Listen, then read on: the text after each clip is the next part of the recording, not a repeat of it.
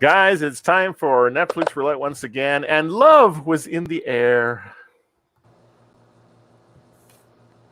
Was it? Kind of.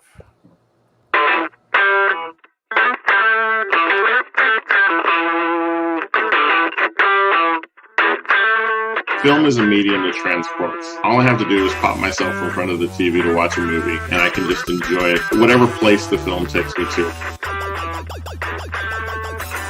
Movies have always been an escape. It gives you a whole new world to be in. I have a rekindled love affair with movies.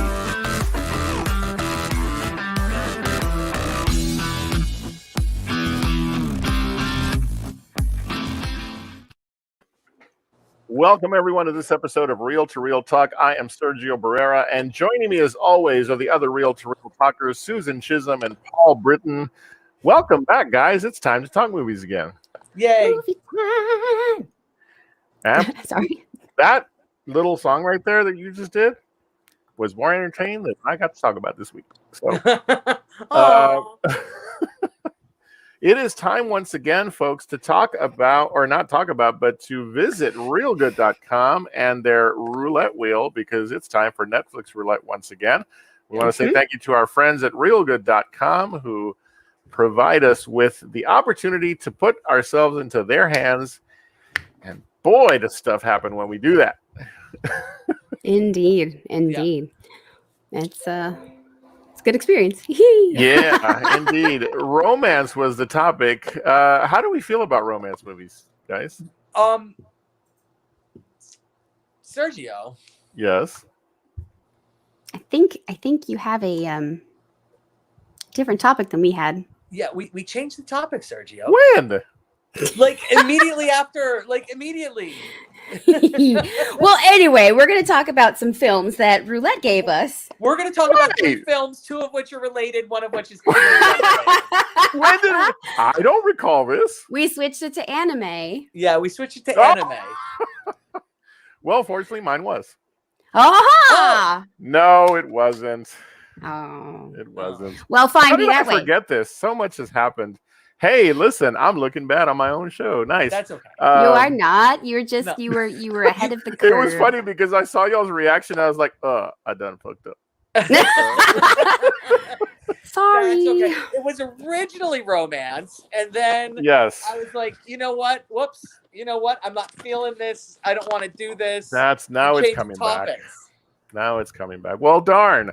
Well, then what I bring to you this week is my punishment for not having paid attention. Why don't Hey. you start then? Why don't you just start us off and tell Let's us what, do it. what romance movie you got, and then Yeah. So, when I failed to pay attention, so I thought romance was the topic, and I forgot about the change, and so yay.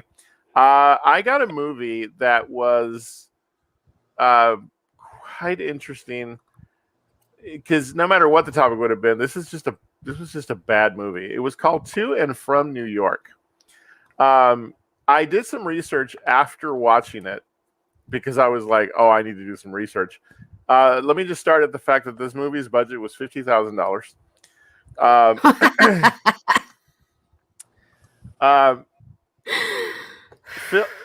So this felt like the film, the movie that someone puts together in hopes of getting into film school, right?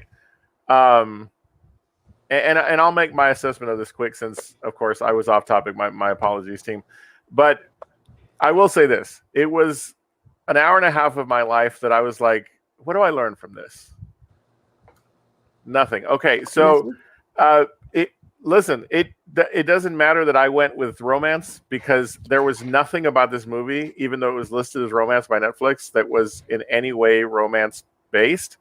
It was, the story made no sense. The blurb on IMDb and on Netflix itself made it like nothing of that happened. There were framing issues with like literally I'll try to reenact it here. Like this is Like I'm talking to someone, and like you were getting this much of my face sometimes. Like it was just horribly framed. There were 2 long scenes that were blurry. I was like, how did this end up on Netflix? So I don't know what to say about that. But again, I'll rehash the fact that must have been my punishment for having forgotten that we changed the topic. Because boy, was this bad. The acting was horrible. The decisions that were made for certain scenes about how they filmed, like there was a scene where there was a speed dating thing going on, and all it was everyone's face. Like you never saw them switch. It was just like a face saying something, and then the next face said something, and then the next face said something. And you were like, oh, it was bad. You know what this sounds like? This sounds like somebody had just that as an idea for a scene in a movie, and then they just went ahead and made the movie around that. And it was the first scene of the movie. Yeah. And so and then they realized I got to fill another like hour and 20. So so maybe not such a bad thing that I got this movie, since it wasn't romance, but it was hilariously bad. Okay. And still not the worst movie that we're going to talk about. So, yeah. How do you know? Well, okay, maybe not. So, take it away. Who wants to go next? So I'm going to go next, just to save us from that. So I originally, so we folks at home, you may not know this, but we do the Netflix roulette, and we have we've made the I can't think of the word rule that that's not the right word, but anyway, we've made the rule that it has to be over an hour long. So I started watching my movie, and I realized it was 53 minutes. And that's when I messaged everybody on the team. I was like, hey, we set a time limit, right? What was the time limit again? And I'm like, please don't be an hour. Please don't be an hour. Please. He's like, an hour. I'm like, okay, great. So the second movie I got was, so topic is anime. And I don't know if anybody remembers, probably not the people, new people especially. I, for a very long time, did not like anime at all. I didn't watch it. I avoided it. I made it a point to avoid it because when I was a young child, my brother decided that he needed me to watch Akira at like age 4 or 5, and it scarred me, and I hated it, and I never wanted to go back again. So I have to say that at the beginning of this project, actually probably about a year ago, before we got on video, I watched it again and didn't hate it. It still was pretty intense, but anyway. So when Paul assigned us the category of anime, I was a little bit hesitant because I didn't want to get something like Akira. I ended up with a beautiful film called Mary and the Witch's Flower. It is adorable, amazing. There are moments in the animation that they're looking at a landscape, or like they're looking at like a babbling brook kind of thing, and like there's trees and stuff around. And if I had just seen that scene, I would not have known it was animated. I would have thought this is real life. Absolutely. It was so wonderfully drawn and animated. It was just gorgeous. And in the movie itself, the story is really, it's a story we've kind of seen before. It's got, the misfit child goes off on an adventure, comes to find out that, she is actually of a witch's bloodline. And her great aunt that she's been living with, who is like old and decrepit, sorry, was the original aunt, or was the original witch rather. So like goes on an adventure, originally throws her friend under the bus, then saves the friend, saves the world, all fun stuff. It actually, I was kind of shocked. I did research afterwards as well. And I was shocked to find out that some of the English voices, like the bad guy was voiced by Kate Winslet. And I was kind of like, or the bad lady, that's fine. Antagonist. But yeah, and there were a few other names that I'm not super duper familiar with, and of course, like But yeah, the movie itself, the story was, okay. The animation was phenomenal, and the music was phenomenal too.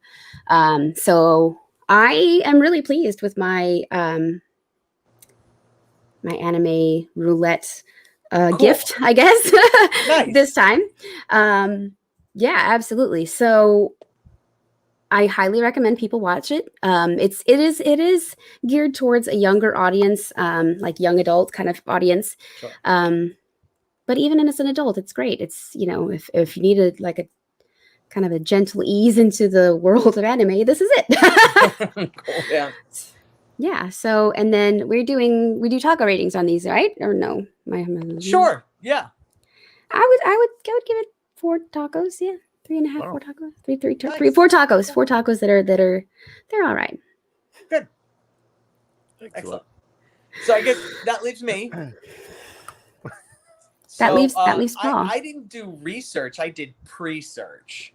So I have friends who are big, huge anime fans, and I got my movie, and I was like, oh, this looks like something that they would know about. So I sent it over to them, and I got Fate / Grand Order : First Order. There you go. Now, and the reason why I went to them is specifically because the title screams, this is a part of another series or something like that. Yeah. Like it's just like there's something more going on here, and I wanted to know what. So the Fate series is a bunch of, like there's a whole string of different standalone series that are Fate series. So Grand Order was a game within the Fate series, and First Order was the companion introductory movie to the game. The idea being that somebody would watch the movie and then be like, oh, I want to go play the game. Oh. And the whole conceit of the Fate series is that you are a warrior, and rather than getting a weapon, you are given a historical figure who will fight with you. Like you're not given a weapon, you're given Genghis Khan, or you're given, Gilgamesh, or just, something from history will come and fight with you. And the idea with Grand Order is that, as we find out in the First Order movie, is that the bad guys are actually coming to destroy Earth, and so you actually have to. So there are people that are fighting against the historical figures in this one. Look, given what I have told you about the movie, it as a movie, it doesn't work. Like, we're just gonna say it.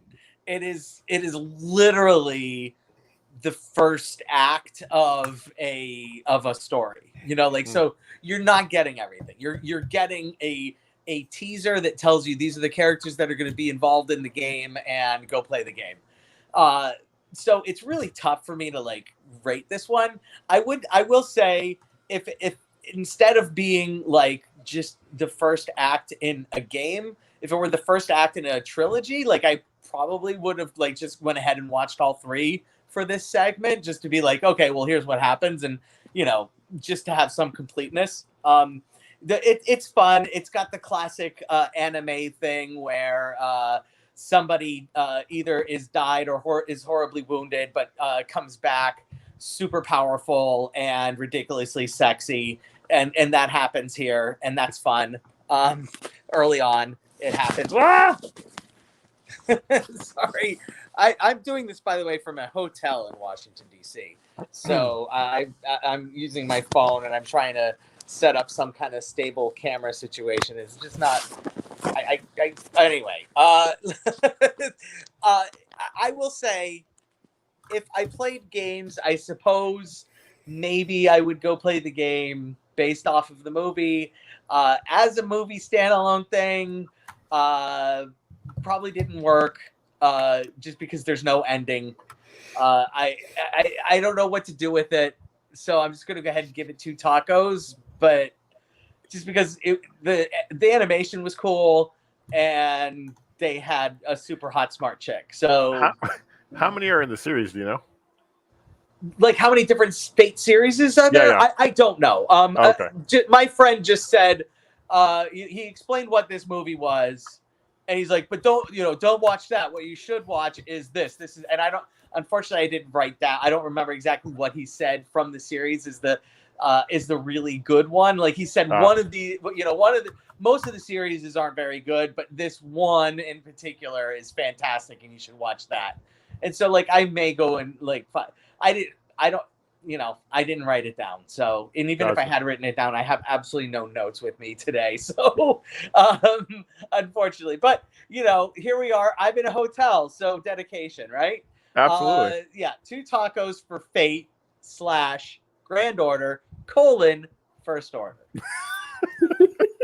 I love that you have the punctuation as part of the title because I think it's vital. Right, and I like that you actually acted out with your hands.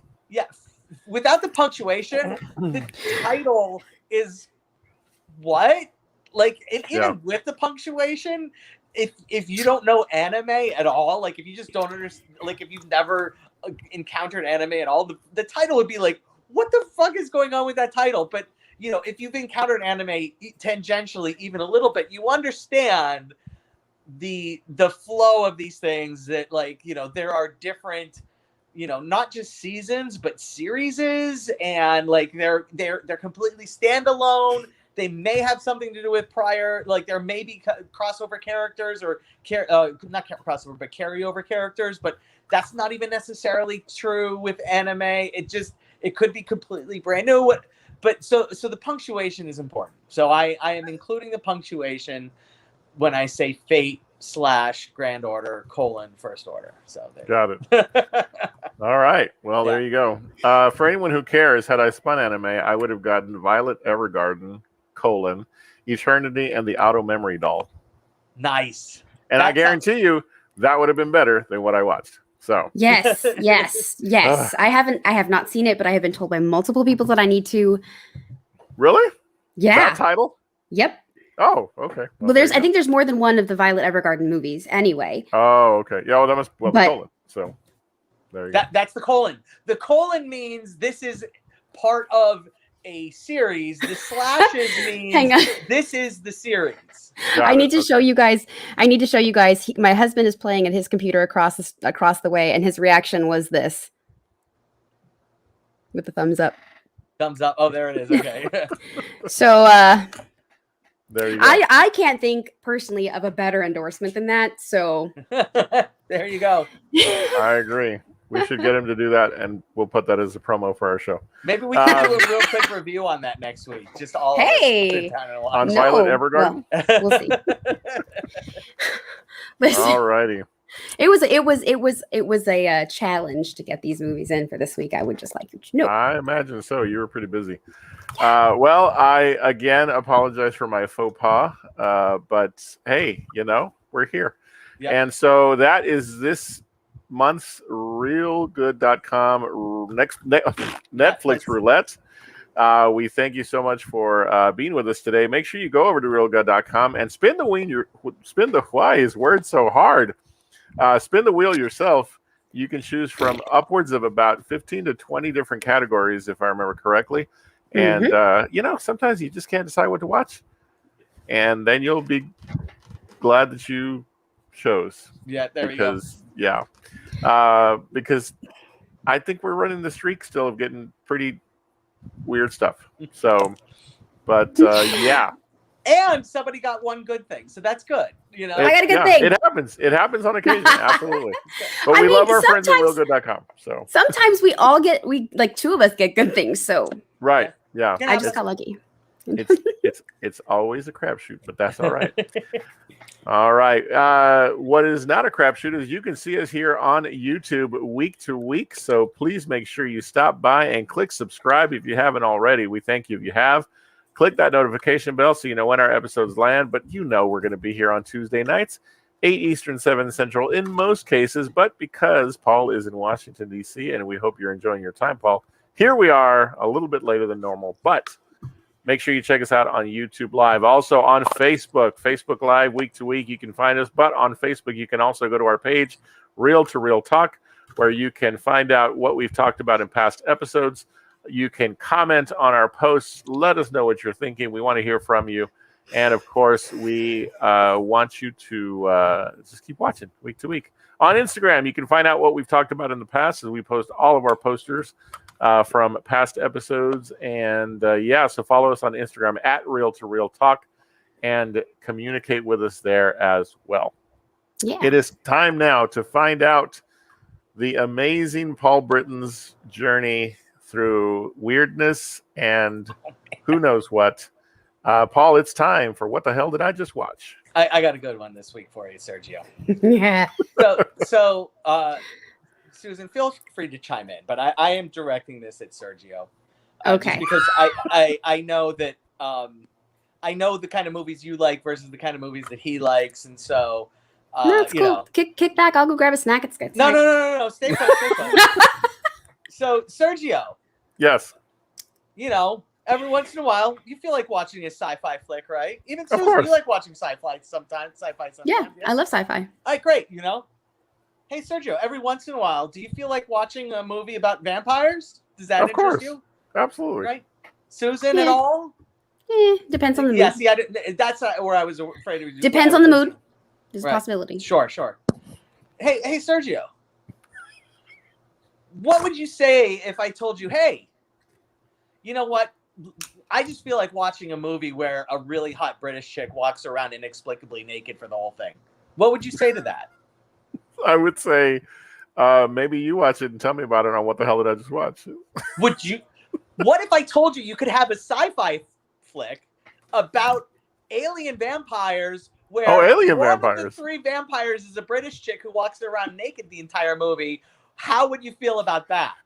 Well, because Intrigued. we suffer for our art, I would be very curious and intrigued. Sure. Well, then Life Force is the movie you're going to want to check out, because it is a sci-fi flick about alien vampires, and there's 3 of them, 2 males, 1 female, and for some reason the males figure out where to find clothes.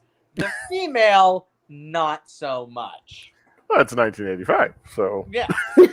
Right. Hey, good things came out in 1985. But that's why you're wearing clothes, because in 1985 women hadn't really figured that whole thing out yet. Apparently, especially if they're alien vampires. Especially if they're alien vampires. So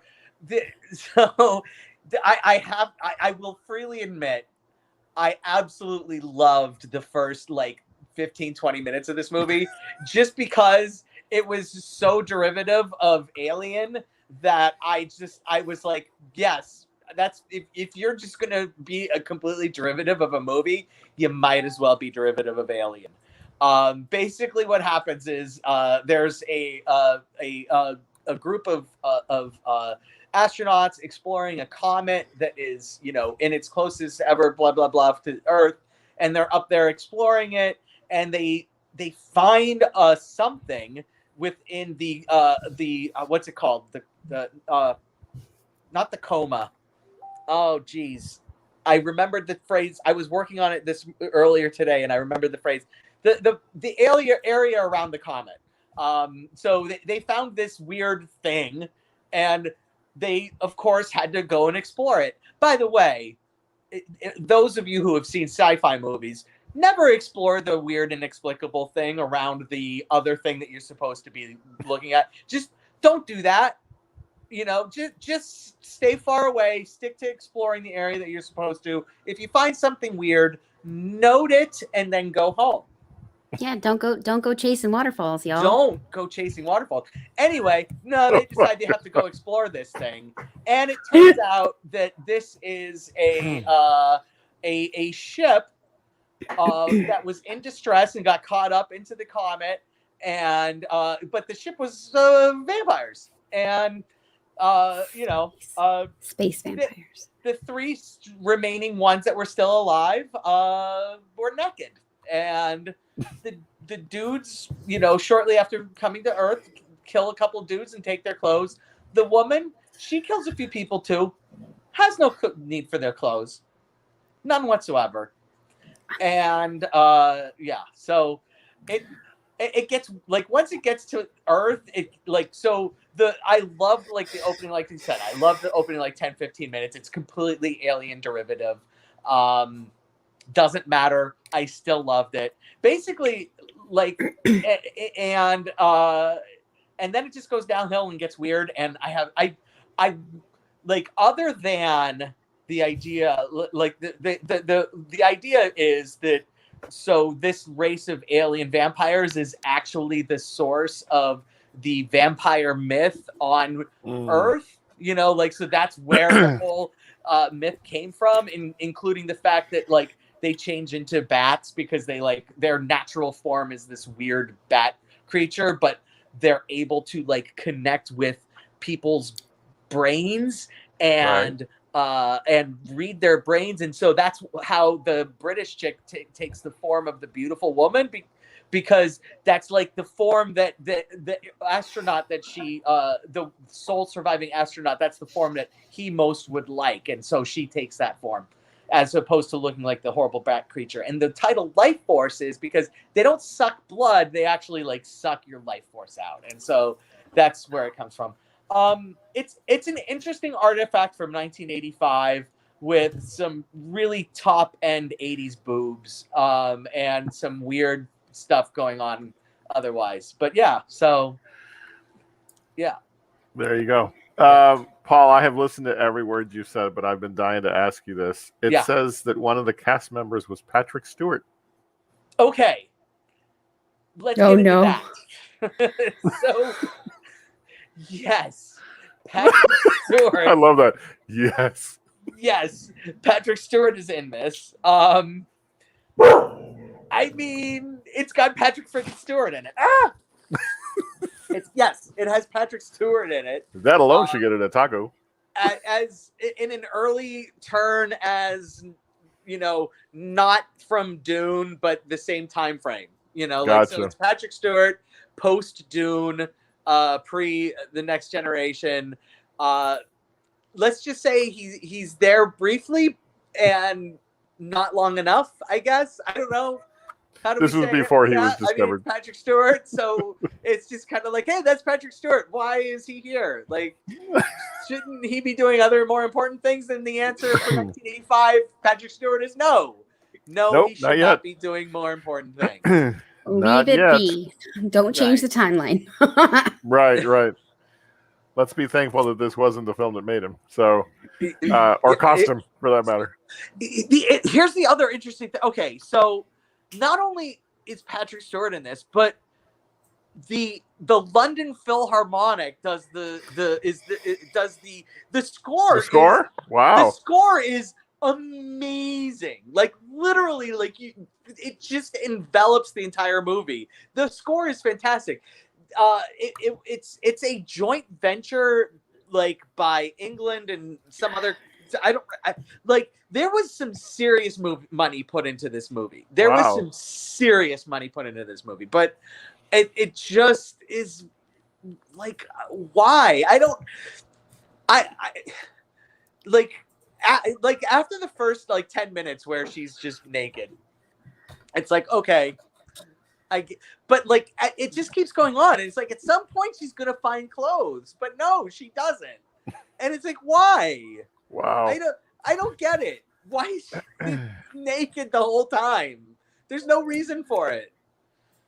Because it was British. So she's hot and British, and I don't know. I get that should be enough for me, I guess. But I guess if this was 18-year-old Paul, I would have been like, yeah, this perfect makes sense. I get it. But gotcha. 40-something Paul needs to acknowledge that no, it didn't work. Yeah. Well, the weirdness continues. Yes. On What the Hell Did I Just Watch? The movie is Life Force, and where can they find it? Oh shit. You're like, why would they want to? No, you should. It's free. It's out there. I don't remember. I honestly like. I watched this one 2 weeks ago. I'll be honest. So like, but yeah, it's out there. It's free. It's out there. Just do a Google search. You'll find it.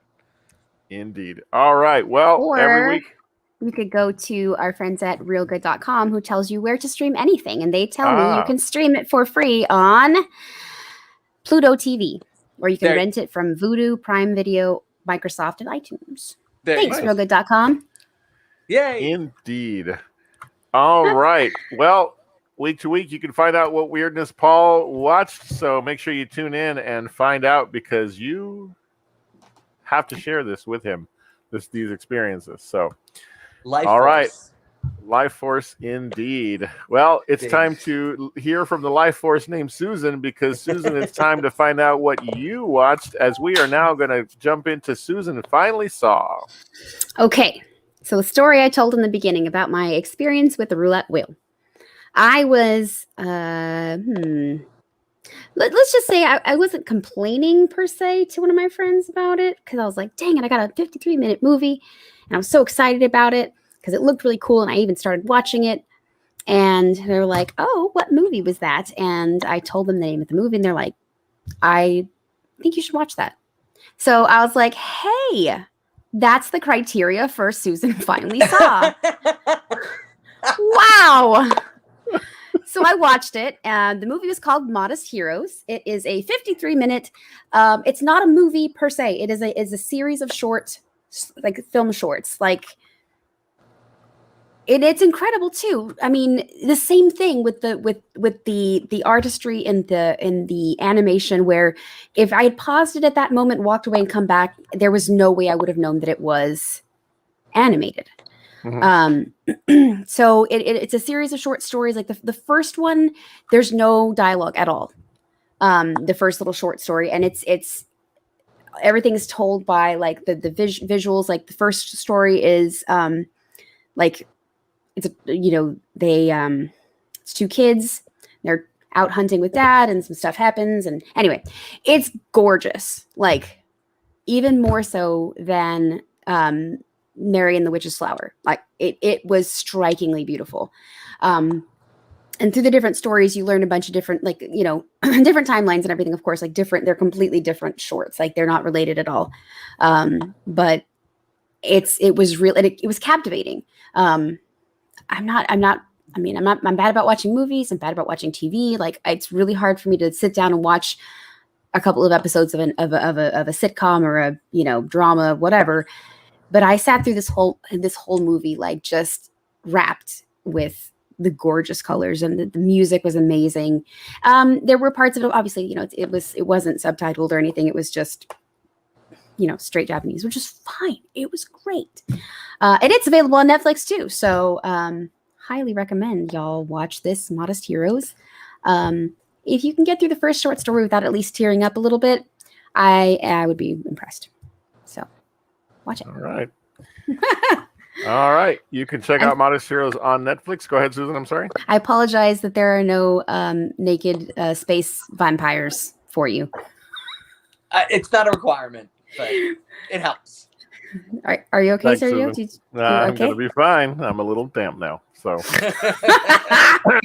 all right. Was not expecting that. All right. Make sure you stop by week to week to find out what Susan finally saw as she continues her movie watching journey, trying to catch up with Paul and I. It's not going to happen. Sorry, someday guys. You will. Someday you might. No. You never know. If y'all stop watching movies for like a year, I still will not catch up. Like I'd have to stop for probably like the rest of my life. Wow. You are grounded, sir. No. Okay, no, but we need the weirdness of what the hell did I just watch? Oh, yeah. So you can't not watch movies. That's against the rules. You can only watch weird ones. That's true. All right. All right. Well, this week on our little segment we like to call Real Time Rewind, I like to remind folks about movies that I think they should watch or remember that are out there. This month, I'm going to do one of Susan's favorite types of movies. We're going to do all talkie all the time, because I'm going to look at journalistic thrillers. Yes, they are out there. And so this episode, I'd like to remind you about a movie from 1976, starring some of the biggest names in Hollywood: Dustin Hoffman, Robert Redford. All the President's Men is a movie that I can go back to time and time again. It is about two of my favorite writers and the work that they did, Bob Woodward and Carl Bernstein. Yes. As they covered the Watergate break-in and the journalistic work that came out of that, they Woodward and Bernstein continue to write books and do amazing work. But this was sort of the story that broke them. The movie depicts all of the activity dealing with the Watergate coverage that they did as reporters, young reporters. Robert Redford and Dustin Hoffman have such a chemistry in this film that's so fun to watch. And it's just one of those films that as I watched it, I saw elements of Redford's later work and just realized how consistent he's been throughout the entirety of his career. It's very talky. I love that sort of stuff. And when you can, go back and visit the history of a topic like you can with this film, it's just the kind of thing that keeps me going. And I realized as I watched it again this week, man, there's a lot of thrillers that are based on journalism. And so I'm going to be sharing those with you guys week to week here this month of July on Real Time Rewind. So make sure you check it out, All the President's Men. It is definitely worth a watch because it's one of my absolute favorite films of all time. So 100% co-sign. Excellent. That's what I like to hear. All right. Well, we're going to go ahead and jump right into, since we have several real quick reviews this week. Yes. And, Paul, if you don't mind, and Susan, just if you're okay with this, I'm going to do this. I don't know where to start because of how I feel about these movies. So, Paul, where are we going? Where are we going? Where do you want to start? We either have to start or end with Happy Birthday America, and then based on that, just work America our way the Motion through Picture. Yeah, so we either start with that one or end with that one, and then. Oh my goodness! Well, we like to end on a high note. Okay, so start with America the Motion Picture. I would say so. Okay. I would say so. So America the Motion Picture is an animated film that turns just in time history. For the 4th of July. Just in time. Seriously, just in time. And it basically turns the history of the United States on its ear. Yeah.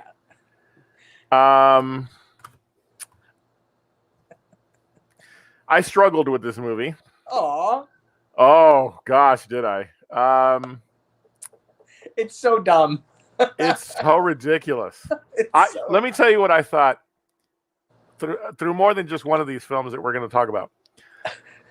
I thought, I can't wait to hear what Paul thinks, because surely this or these made Fast 9 seem better. No, I will flat out say they made it much worse. And no. Now, and here's why. Because this is a ridiculous movie. Beyond ridiculous. That is actually intelligent in how ridiculous it is. It is so dumb and absurd. But King James, it is just constantly throwing out one-liners from other villains from other movies. And he's like, they animate him like he's Jabba the Hutt.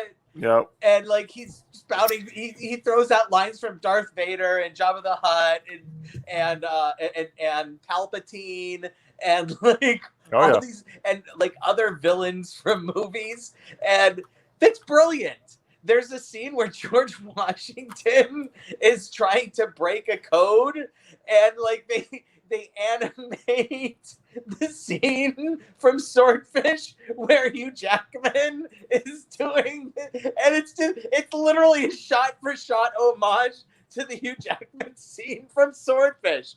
And I'm sorry, if you've seen Swordfish, it's an absurd scene. And then to throw George Washington doing it, it's brilliant. I am sorry it's so dumb, because the scene from Swordfish is so dumb. But if you It's hilarious. It's just and they they have a bar in colonial United States called Vietnam, and they're like, oh no, we better not go in there. We could get stuck in there for a long time. And George Washington's just like, nah, forget it, we're going in. Come on. Yeah. We're landing on two different planets once again on this one, because I'll be very honest. I've never done this, and I still haven't, but I almost did. I turned it off.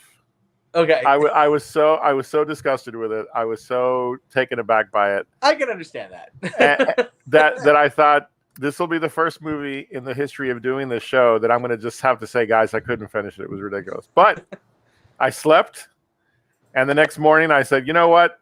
I will because I love you guys. I'm going to do this for the show.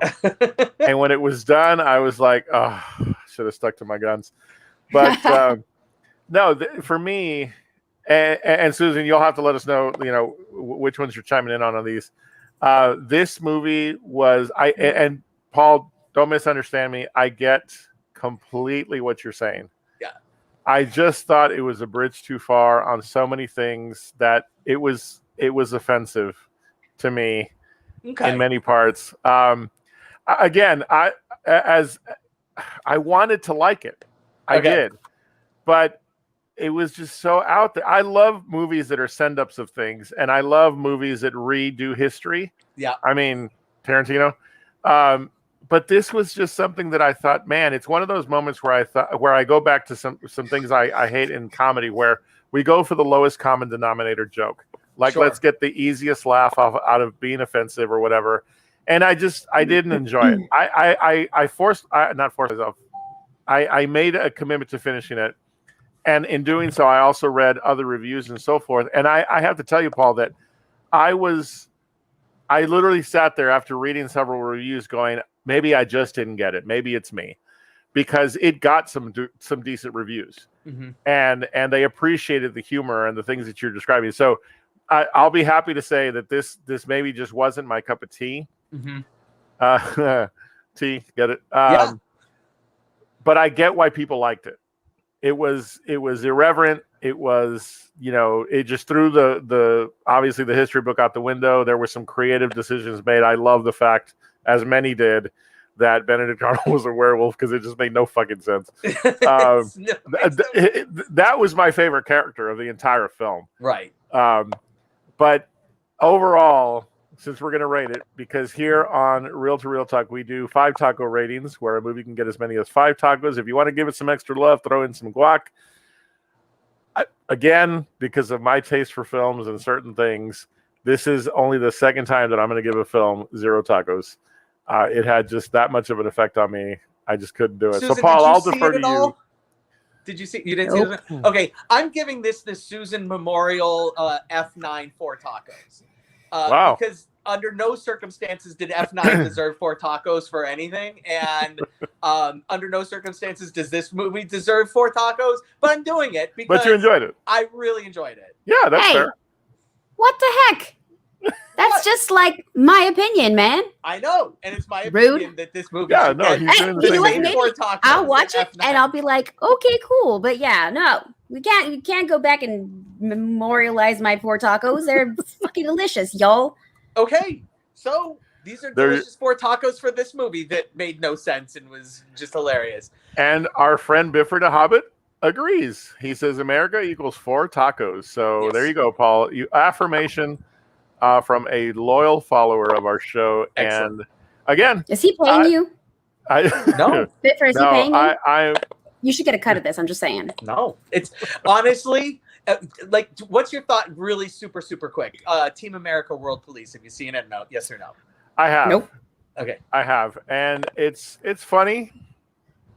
I didn't get the I saw it much later after it came out, so I didn't catch it in the first wave. This is not your thing then, and that's cool. Yeah, I mean, this is 100% my thing. Like, if you're gonna be like basically making fun of people that believe that America is like unironically believe that America has never done anything wrong and is the best country in the world, and of course there would be cars in space, and I enjoy that. Then if you believe that, this movie's making fun of you, and yes, Yeah. I love it. So, Well, no, and I will say the statements it makes, I have to give it credit. It makes well. yeah. It was just so much ridiculousness around that I was like, oh my God, what am I watching? There's a fucking Transformer Big Ben. Right. There's a Transformer Big Ben. I'm just going to say, this is a guy who was talking plot plausibility from F9 last week.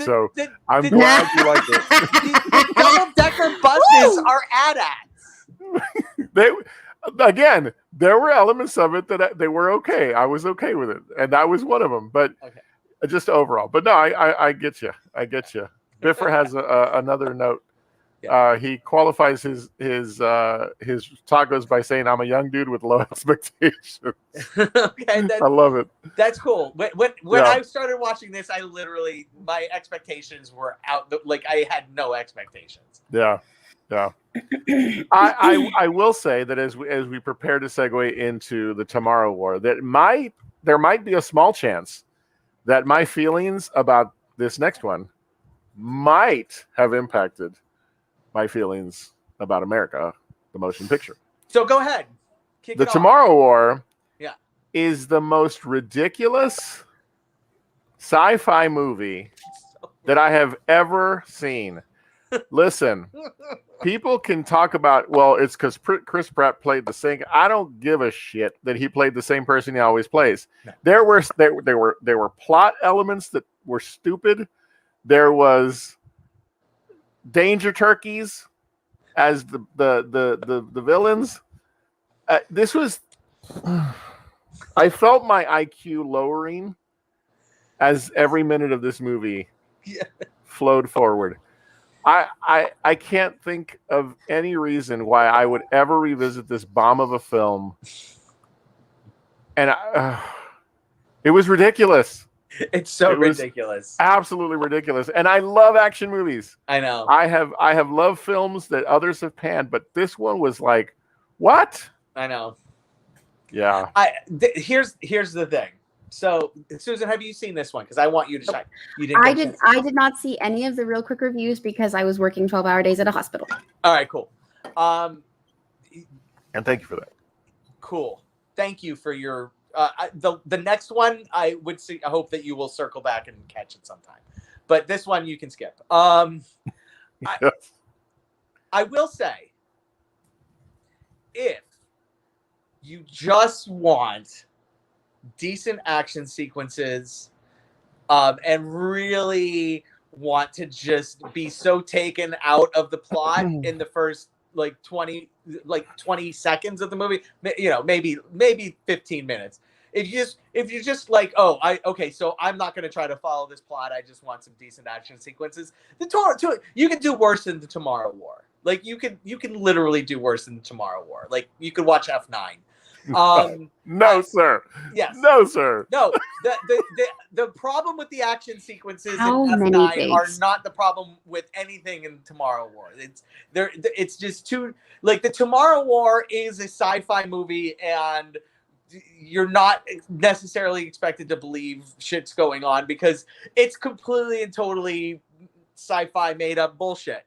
Whereas F9 is existing in some kind of universe where there are street racers, and that is grounded in some level of reality. But it is dumb. I didn't hate it in the same way that I hated F9. So I think for me, and here's what's so amazing about my thoughts on the Tomorrow War is that I honestly think I was taken out of this movie almost completely. Okay. When I saw the creatures, because I was like, that's what we came up with. They looked ridiculous. They weren't scary. There was so much done better by what was the movie recently that we did? A Quiet Place, Part 2. Yeah. If they had, I don't know why I thought if the creatures didn't look like turkeys, I don't know what. I mean, maybe it'd be better. But I just didn't buy this notion that we're sending the population of our planet, regardless of their skill level of any sort in military combat. Yeah. We're sending them in droves. They need fodder. They I'm like, please send us cannon fodder. Yes. The please send us cannon fodder concept is. I'm like, who's managing this stuff and who's making this decision that? Yeah. And listen, I don't even care about spoilers when there was that whole sequence with the Secretary of Defense at the end where he's like, "Yeah, we did it." I'm like, "Yeah, you're an idiot. Fuck you."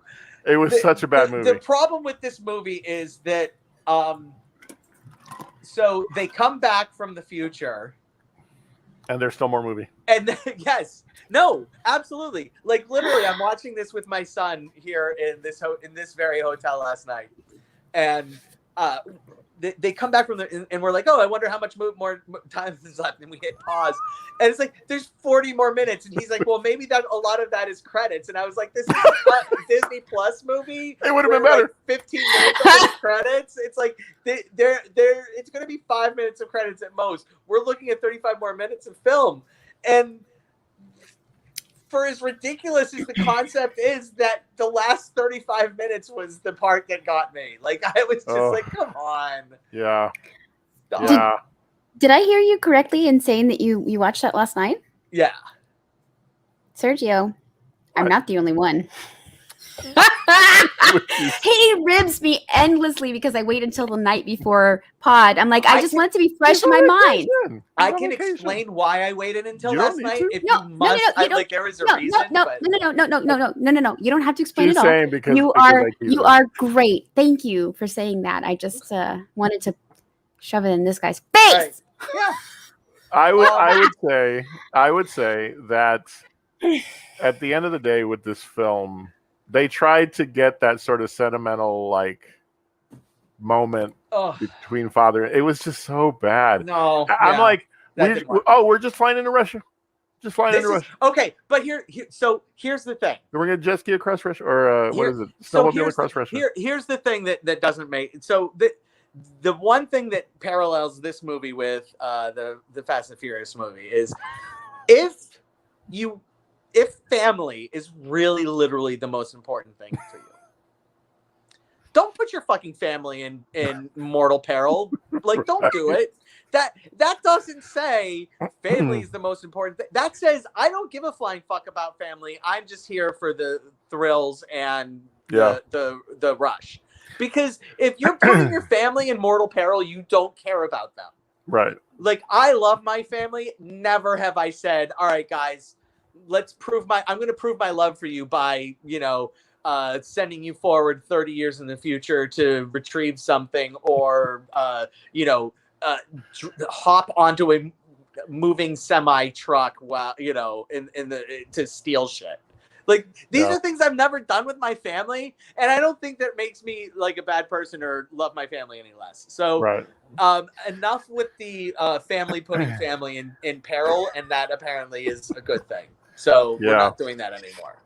Excellent. I will say the last thing I'll say before we rate Tomorrow War is the only sequence I thought was cool was when they're arriving after having been transported forward. Oh, yeah. And just the absolute carnage of how people land. Oh, yeah. Because I'm like, that's exactly what would happen. That was that totally shit believable. I bought. Yeah. So, all right. Well, Paul, I'm going to give the Tomorrow War 5. I'm kidding. I'm going to give it 1 taco just because it was a movie. Okay. And so I'm giving it 2 tacos just because, like, I could see a scenario where, like, I would have just been, like, maybe high out of my mind and enjoying this. Got it. So he gets an extra taco based on the possibility. 2 Taco Bell tacos in honor of people who watched this one high. With all the sour cream on one side of the taco. All right. Well, that is not where we're ending. We have one more to go. And No Sudden Move was the name of this one. A Netflix release? Nope. No. HBO Max. Thank you. HBO Max. Thank you. Straight HBO Max. That's true. And Steven Soderbergh. Right, Steven Soderbergh directed. Benicio del Toro, Don Cheadle. I loved this movie. Oh my God. I really did. Can I just tell you, the first like hour 15, hour 30 of this movie was as good of an hour 15, hour 30 of a movie I've seen in forever. Like, it's a perfect first two acts. Yeah. It is literally a perfect first two It acts. does kind of get frazzled. Yes. But let me tell you something. And I for myself, I won't say too much from a plot standpoint and anything because I really want people to try this movie on. Please. There's this point where I sat there and went, I don't even really know what's going on, but I'm enjoying the story. Yes. The story is making sense, though I have no, so that when it finally starts to mesh, you're like, oh. And yes, it has some issues in the last act, but this is I fear that people will skip it because it has a ridiculous title for what it's. But in the first like 40 minutes, the title makes perfect sense, and I wanted that to be the movie. But I fear that what the title will do is draw people in. But then this movie challenges you to keep going. Yeah. Okay. But in a good way. Yeah. I hope people will stick it out all the way to the end because it is it's one of the stronger movies that have come out this year. Here's the thing. I friggin' love Benicio del Toro, and too often it is far too easy to put Benicio del Toro in a movie as just the awesome character that comes in and out. Right. This movie is a Benicio del Toro, Don Cheadle movie. Absolutely. And if that doesn't make you want to watch it, I don't know what to tell you. All right. Yeah. This movie, goddamn, the first hour is perfect, and then it carries over like that, and then it becomes like the holy shit. Where are they sending this? Right. The twists and turns are awesome.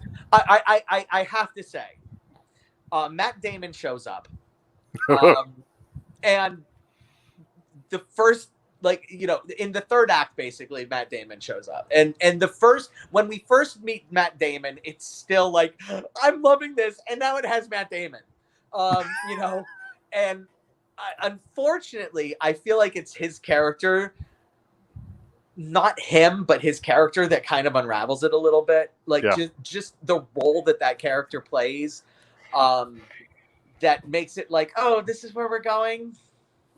Yeah. I also blame Matt Damon. I think it was a poor cast. I didn't want to specifically blame Matt Damon, but okay, if we're going to blame Matt Damon, I'm just saying that for me is what I felt was I got what his character is there to do, but he just didn't. He's not evil enough. Yeah, there was something about him that just didn't come across. He was almost. I don't know how to describe it, but he's not evil enough. And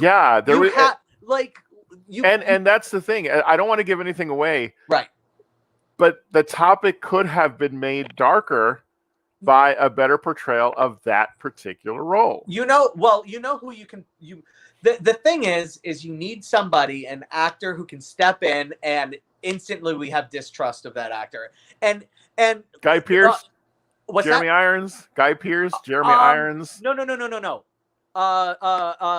Cooper. Bradley? Not Bradley Cooper. Chris Cooper. Yeah. Chris Cooper. Because the second Chris Cooper shows up late in the movie, this guy's a fucking asshole. The problem is that Matt Damon is playing his character from Interstellar, and when Matt Damon shows up in Interstellar as a hero, but we've had this Interstellar conversation. Go back and find whatever episode we covered Interstellar on. Right. But we've had this conversation. But when Matt Damon showed up in Interstellar, it's like, oh, this can't be good. Whereas when Matt Damon shows up here, you don't know. Right. But with this character, because of where he shows up in the film so late, you can't not know. You have to know instantly, oh, this guy no good. Oh, this is dialogue. It has to be delivered immediately. Yeah. This guy's no good. and Chris Cooper's the person. Like, Yeah. he's the right age. He would play it perfectly. Chris Cooper is the guy. As soon as he said the line, and again, this gives nothing away, "This fucking hurts," I was like, okay, I see where we're going. It's, again, I think it's just a miscast. I was thinking that he was playing his character from The Good Shepherd. So, yeah.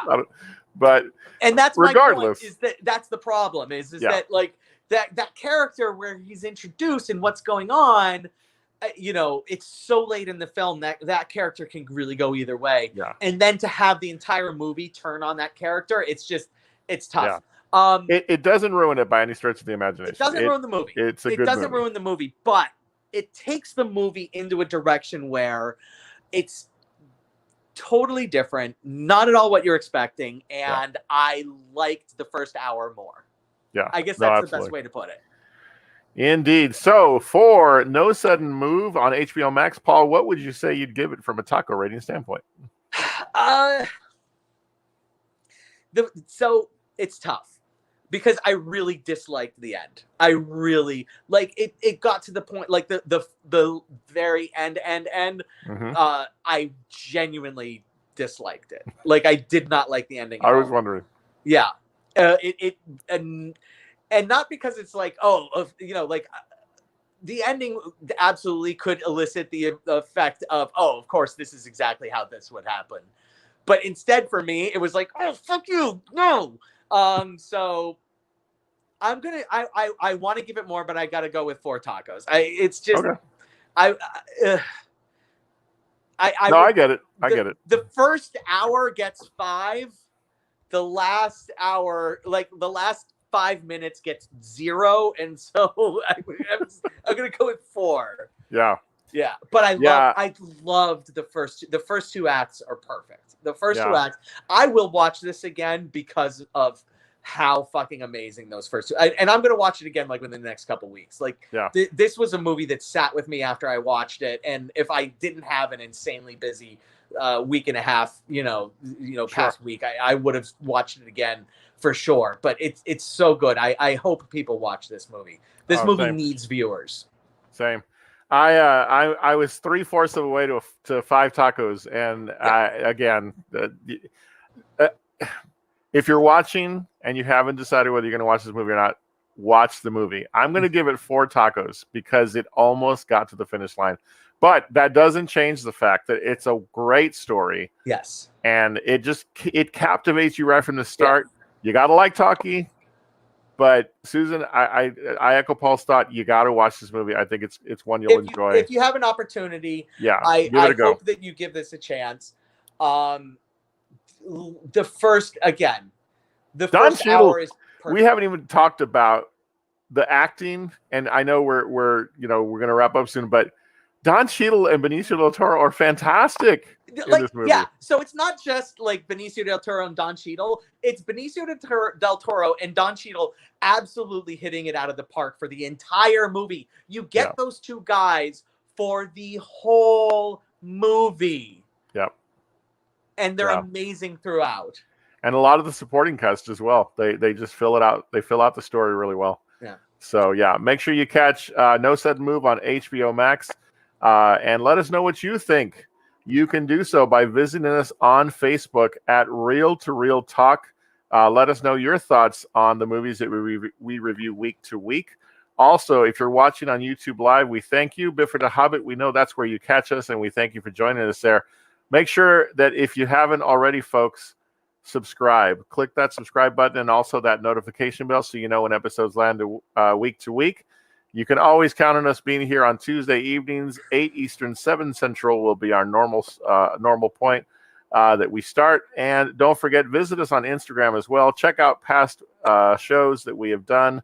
And talk to us there as well. You can find us at Real to Real Talk. Guys, it has been fun, So fun. As always. And I look forward to these next few weeks as we've got movies coming out. We got topics to talk about, all kinds of we fun get to stuff. talk.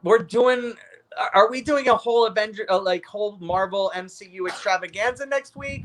Or are we doing mostly just Black Widow and maybe talking a little bit about MCU. I think we talk. The current state of MCU, Okay. and kind of like because, I know we're doing this on air. We're just gonna do it. The current MCU post Endgame is interesting, and the upcoming film Black Widow, which we will review as part of our main topic next week. Really, I'm interested to see what are they going to give us, because this movie was supposed to come out last year. Yep. Before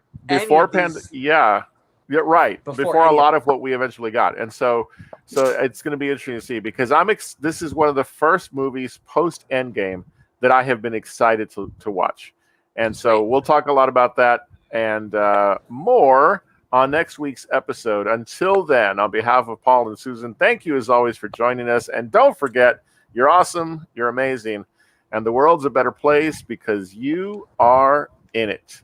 We will see you next time on